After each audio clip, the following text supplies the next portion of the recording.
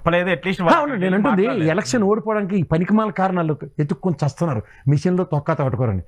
ఎవడు తినదాడు, అరే ఇవాళ నేను చికెన్ తిన్నానంటే సాధారణంగా మనకు చిన్నప్పుడు చెప్తారు, నువ్వు ఇవాళ చికెన్ తిన్నావంటే బొక్కలు వేసుకుని బయటికి రాకూడదురా అని.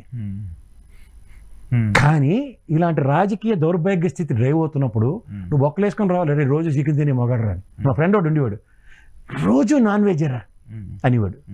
డబ్బా ఓ రోజు ఇలాగే నేను ఏ ట్రైడ్ అంటే ఆడు కుంతిదేవి వారసుడు. తోటకూర దాంట్లో మొక్క ఉండేది, అయితే బీరకాయ కూర దాంట్లో మొక్క ఉండేది. ఆడు చెప్పేది ఏంటి నాన్ వెజ్జే.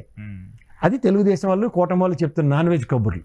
కానీ ఎరుబాగులో రోజు పట్టిన అన్నం పెట్టాడు అందరికి, రోజు 10 రూపాయలు జేబులో వచ్చేది, ఎక్కడ చెప్పి తెచ్చాడు. ఇవాళ వచ్చి నేను ప్రత్యేక రైళ్లు నడిపాను అని వాళ్ళ బామ్మర్ది గారిలాగా ప్రవచనాలు చెప్తే, రైలు నడిపింది వ్యవసాయ శాఖ మంత్రి తోడకొట్టగా, ఇదిరా మా పరిస్థితి, ఇదిరా మా ప్రోగ్రెస్, వ్యవసాయ ఉత్పత్తులు ఈల్డ్ ఇదిరా మాకు, జాబ్ క్యాలెండర్ ఇచ్చావా, జాబ్ క్యాలెండర్ ఇచ్చావా అని చెవులు తినేస్తాను వాళ్ళు. 1,38,000 ఉద్యోగాలు ఒక పెన్ స్ట్రోక్ తెచ్చాడు.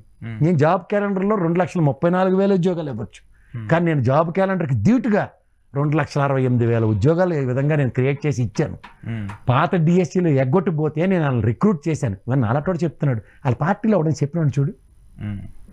సో పార్టీ నేను అంటుంది విద్యాశాఖ మంత్రి బొత్స సత్యనారాయణ గారు ఉన్నారు కదా, లేకపోతే రెవెన్యూ శాఖ మంత్రి ఉన్నాడు కృష్ణదాస్, కడుపు కొట్టుకు ప్రాణాలు తినేసి ఎత్తుకున్న ధర్మాన ప్రసాద్, ఇదేంటి ల్యాండ్ టైటిలింగ్ యాక్ట్లో అని ఏడైనా ఒక ఇంటర్వ్యూ ఇచ్చాడా?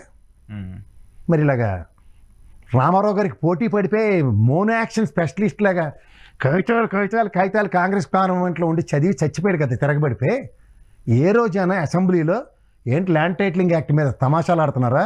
వీళ్ళు బీజేపీ వాళ్ళు 200 కోట్లు మన ఎత్తున పెడితే అజయ్ కల్లం గారి ఆధ్వర్యంలో రోవర్లు కొన్నాం, ఇలాంటివన్నీ నేను ఆయన మొత్తుకుని మాటకు చెప్తున్నాను. అజయ్ కల్లం గారు మాట చెప్పాడు కదా, ఆ సంబంధిత మంత్రులు అవడం చెప్పాడా రెవెన్యూ శాఖ మంత్రి? సరే ఏటనుకుంటున్నావు, శాటిలైట్ బొగ్గన కూడా చెప్పలేదు కదా ఆయనే కదా, ఆయన బాధలు ఆయనకు ఉన్నాయి సార్. బొగ్గని యాక్సెప్ట్ చేయండి. ఎందుకు చెప్తున్నానంటే పాపం ఆయన ప్రతి 2వ మంగళవారంకి వెళ్ళి ఆ ఢిల్లీలో కోఆర్డినేట్ చేసుకుని విజయసాయి రెడ్డి ఏటి మాట్లాడాడో తెలియదు, ఈ ఇంటి నుంచి దాంట్లో నీళ్ళేసావు నిప్పులేసావు మొత్తానికి ఒక 10 పావులు తెచ్చి నిజంగా ఆయన చేసిన పనికి సంక్షేమం అయితే సుభిక్షంగా జరిగింది.